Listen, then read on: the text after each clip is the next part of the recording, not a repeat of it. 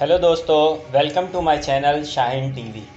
आज हम आपकी मुलाकात करवा रहे हैं assistant professor ENT consultant doctor Danishul Rahim से, जो आज हमें ईएनटी के बारे में बताएंगे। तो बिना वक्त ज़ाया किए चलते हैं डॉक्टर दानिश की तरफ। बिस्मिल्लाहिर्रहमानिर्रहीम। मेरा नाम डॉक्टर दानिशुल रहीम है। मैं असिस्टेंट प्रोफेसर हूँ नाक कान हलक का, और मेरा ताल्लुक़ डॉ यूनिवर्सिटी ऑफ हेल्थ साइंस के शोबे से है। वहाँ पर मैं नाक कान हलक के शोबे में होता हूँ, सिविल हॉस्पिटल का कराची के अंदर। नाक ईएनटी क्या है? ईएनटी के अंदर जो है नाक, कान और हलक के तमाम अमराज के बारे में एक इसकी जो फील्ड है वो बनाई गई है। तो इसमें इन तीनों बीमारियों को देखा जाता है। तो ये बीमारी जो देखते हैं डॉक्टर, उनको ईएनटी कंसल्टेंट बोलते हैं, ईएनटी सर्जन बोलते हैं। हमारी नाक कान हलक के अंदर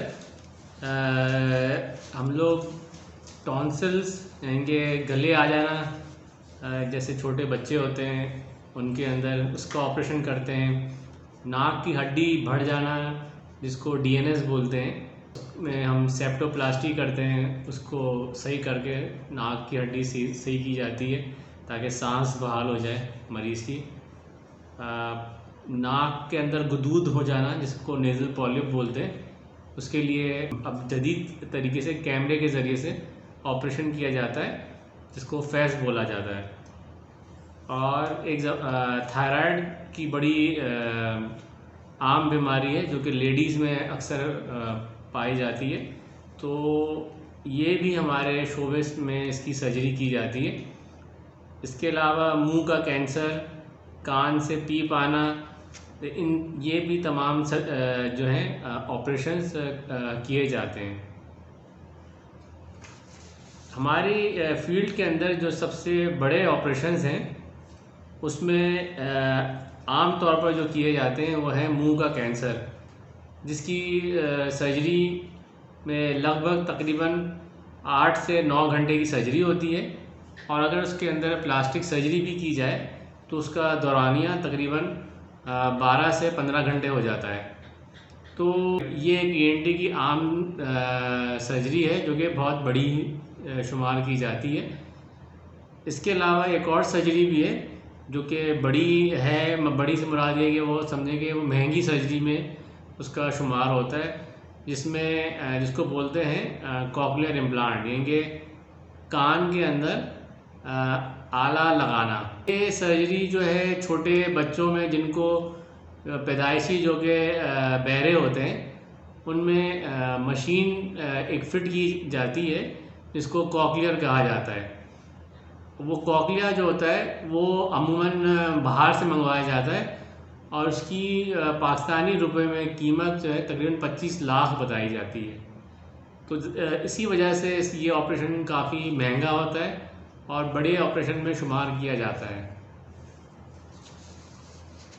अच्छा, हमारी जो बीमारियां हैं जिसमें मरीज़ को फ़ौरन हमें बताना चाहिए, तो वो जैसे कि मुंह के अंदर अक्सर मरीज़ जो पान तंबाकू खाते हैं तो उनको छाले होने शुरू हो जाते हैं। तो जैसे ही वो छाला उनको महसूस हो किसी किस्म का, तो वो फ़ौरन डॉक्टर से रुजू करें, क्योंकि वो फिर आगे चलकर बड़ी बीमारी का बायस बन सकता है। इसी तरह बहुत से मरीज़ सिगरेट पीते हैं तो उनकी आवाज़ जो होती है वो बदल जाती है। तो जैसे ही आपकी आवाज़ में बदलाव आए तो आप फ़ौरन डॉक्टर से रुजू करें, क्योंकि वो बाज़ औक़ात गले के कैंसर में तब्दील हो सकता है मसला। और इसी तरह अभी मैंने पहले भी ज़िक्र किया था अपने इसमें कि नेज़ल पॉलिप्स होते हैं। तो बाज़ औक़ात ये जो पॉलिप्स होते हैं ये इससे आँखों में और दिमाग के हिस्से में इसका दबाव पड़ता है, जिससे आँख की बिनाई मुतासर हो सकती है। दिमाग में अगर ये चले जाते हैं तो दिमाग में इसका दर्द महसूस हो सकता है। तो वो भी एक ज़रूरी है कि फ़ौरन मरीज़ को इसको डॉक्टर के पास जाए और दिखाए ज़रूर ना, कि उसको कोई नाक बंद हो रहा है एलर्जी की वजह से और पॉलियस बन रहे हैं नाक के अंदर, तो उसको फ़ौरन डॉक्टर को दिखाया जाए। अच्छा, हमारी कुछ बीमारियां ऐसी हैं जिसका इलाज सर्जरी के नहीं है, इसमें आप दवाइयां देकर भी उस बीमारियों से बच सकते हैं। इनमें एक है बीमारी जिसका नाम है एलर्जी।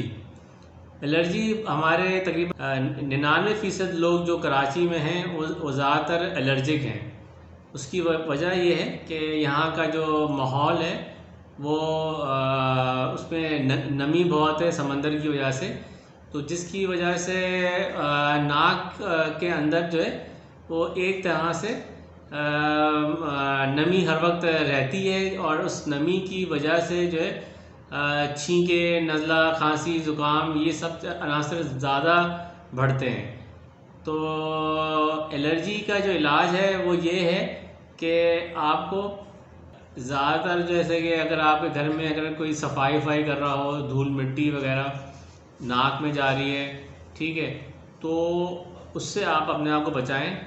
बचाने के लिए आप मास्क लगाएं, मास्क के साथ साथ जो है फ़ौरन नाक को, हाथ को धो लिया करें ताकि वो मिट्टी धूल जो है नाक में ना जाए लगे, और ताकि वो जल्द से जल्द वहाँ से हट जाए। और इसकी दवाइयाँ भी मार्केट में मौजूद हैं, अगर उसका इस्तेमाल बर वक्त किया जाए और तो इससे बचाव किया जा सकता है। इसी तरह इसके नाक में करने वाले स्प्रेज आते हैं जिससे इसमें अच्छा आपको जो है वो फ़ायदा हो सकता है। इसके अलावा जैसे कि दूसरी बीमारी हैं जैसे कि मैदे की गैस जो होती है वो बाज़ हलक में बहुत ज़्यादा लोगों को महसूस होती है, तो उसकी वजह से अक्सर लोग कहते हैं कि हमारा गला ख़राब हो रहा होता है, मुंह खुश्क हो रहा होता है, रात को सोते हैं अब उनको खांसी शुरू हो जाती है, तो उसका ताल्लुक मैदे की गैस से होता है, जिसका इलाज भी परहेज़ है और दवाइयाँ हैं। इसके अगर दवाई की जाए और परहेज़ किया जाए तो आप इस बीमारी से बच सकते हैं। ये वाला जो मसला है इससे आप दूर रह सकते हैं। तीसरा जो है कान में जैसे कि गंध वगैरह हो जाती है, अक्सर वैक्स जिसको बोलते हैं आम ज़बान में, तो वो मैल जो है वो आप आम ड्रॉप्स वगैरह जो मैल निकालने वाले हैं या तो वो आप डाल लें, या घर के अंदर तेल वगैरह होता है उसके अगर एक दो कतरे आपने कान में डाल लिए तो उससे भी ये मैल जो है निकल जाता है। अच्छा, नाक के, कान, गले के ऑपरेशन ऐसे हैं जो कि आपको लाजमी करवाने हैं, जिनमें आप इंतज़ार नहीं कर सकते हैं ज़्यादा। एक तो मुंह का कैंसर जिसके बारे में मैंने आपको ज़िक्र कर चुका हूँ। इसके अलावा एक होता है बीमारी जिसका नाम है एंजियोफाइब्रोमा, लेकिन इसको आम ज़बान में हम कहते हैं कि खून की रसोली हो जाना नाक के अंदर। अमूमन बच्चे होते हैं 10 से 25 साल की उम्र वाले, ख़ासकर जो है वो समझें कि लड़के जैसे कहना चाहिए, तो इनके अंदर ये खून की रसोली बाज़ बन जाती है उनके हार्मोन्स जो होते हैं टेस्टोस्टेरोन उसकी वजह से, तो वो हर वक्त नाक से, मुंह से खून आने का बायस बनता रहता है, तो उसको निकालना भी ज़रूरी है, अगर वरना तो वो मरीज़ की जान ख़तरे में हो सकती है, क्योंकि अगर वो हर वक्त नाक से खून आता रहेगा तो खून जिस्म में फ़ौरन कम हो सकता है। कान से जिन मरीज़ों का पीप आ रहा होता है बाज़ वो पीप जो है उसकी शक्ल बदल जाती है, और उसमें वो जो पीप होता है वो बहुत ही बदबूदार गाढ़ा किस्म का हो जाता है, और अंदर जो है कान के अंदर एक रसोली बन जाती है जिसको कोलेस्टिटोमा बोलते हैं। अगर ये बन जाती है कान के अंदर तो उसको निकालना लाजमी होता है, क्योंकि इसके अंदर सलाहियत होती है कि ये कान की हड्डी को खाती रहती है, वो कान की हड्डी खाते खाते वो जो है दिमाग में चले जाता है, तो इसको भी निकालना बहुत लाजमी होता है ऑपरेशन के ज़रिए से। तीसरा जो है पहले भी जैसे मैंने जिक्र किया था पॉलिप का, तो पॉलिप जो है वो एक पॉलिप होता है, इसको फंगस पॉलिप कहते हैं।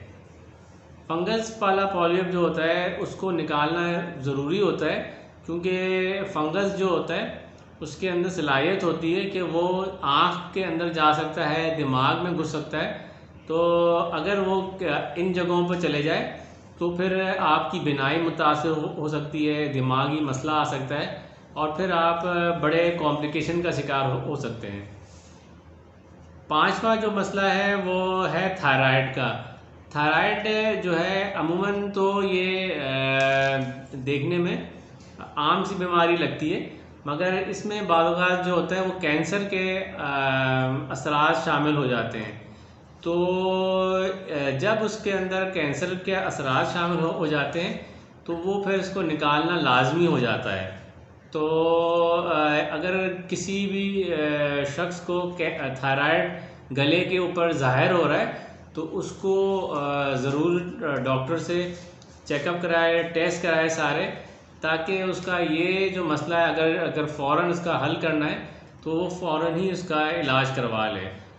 वरना तो वो क्योंकि नीचे उसके सांस की नाली होती है तो वहाँ पर वो जा सकता है। इसके अलावा जो है वो आवाज़ जो होती है वो बदल जाती है। तो दीगर मसले ऐसे होते हैं जिसमें ये ज़्यादा ख़तरनाक साबित हो सकता है।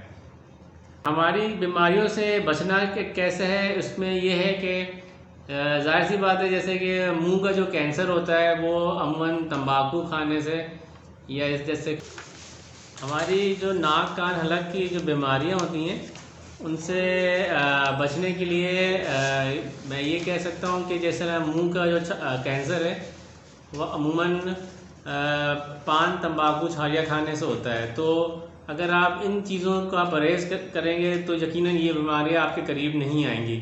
इसी तरह गले का जो कैंसर है वो अमूमन सिगरेट पीने से ज़्यादा होता है। तो इसी तरह अगर आप सिगरेट नोशी से परहेज़ करेंगे तो वो आपको कम से कम आपके असरात आएंगे। इसी तरह ख़वातीन के अंदर खून की कमी की वजह से भी गले के अंदर कैंसर आता है। तो ख़वातीन जो है वो अगर अपना खून सही तरह रखें जिस्म के अंदर तो उस बीमारी से वो अच्छा खासा बच सकती हैं। तो और इसके अलावा जो दीगर बीमारियां हैं जैसे कि एलर्जी की बीमारी है, ठीक है। इसी तरह एलर्जी के लिए आप जैसे कि आपको धूल मिट्टी से एलर्जी हो रही है तो आप उससे बचें, और ठंडक से एलर्जी है तो उससे बचें। तो आपको फिर दवाई लेने की ज़रूरत ही नहीं पड़ेगी, क्योंकि परहेज़ होगा तो फिर जाहिर सी बात है वो बीमारी आपके करीब नहीं आएगी। इसी तरह बच्चों के जो टॉन्सिल हो जाते हैं, गले आ जाते हैं, अमूमन वो बाज़ार की चीज़ें खाने से आते हैं। तो बच्चे जब बाज़ार की चीज़ें ये जैसे कि केचप है, चटपटी चीज़ें हैं, ये खाते हैं तो इसकी वजह से जो केमिकल होता है वो गले के ऊपर असरअंदाज होता है, तो जिसकी वजह से जो है ये बीमारी जो है गले की जो है ज़ाहिर होने लग जाती है, और फिर दवाइयाँ लेने पर जो है वो सही नहीं होता है। तो आप बच्चों को परहेज़ करवाएं इन बीमारियों से, इन चीज़ों से, तो फिर वो आपको ये बीमारियाँ करीब नहीं आएंगी। बाद औक़ात जो होता है जो छोटे बच्चे बाद औक़ात नाक में कुछ चीज़ डाल लेते हैं, कान में डाल लेते हैं, तो वो चीज़ें आप उनको ना दें ताकि वो ना ले सकें। इसी तरह जो सिक्के होते हैं बच्चे वो खा लेते हैं तो गले में अटक जाते हैं, तो वो अगर उनके पहुंच से दूर रहेंगे तो वो चीज़ मसला नहीं हो पाएगा। सर्दियों के मौसम में लोग अक्सर जो है मछली का शौक़ रखते हैं, तो मछली जब खाते हैं तो उससे कांटे जो है वो गलों में फंस जाते हैं, जिसकी वजह से जो है उन्हें जो है तकलीफ़ का सामना करना पड़ता है। शादी ब्याह के मौके पर लोग जो है खाना बहुत तेज़ी से खाते हैं, तो बाद वो भी उसकी हड्डी वगैरह जो होती है वो गले में फंस जाती है।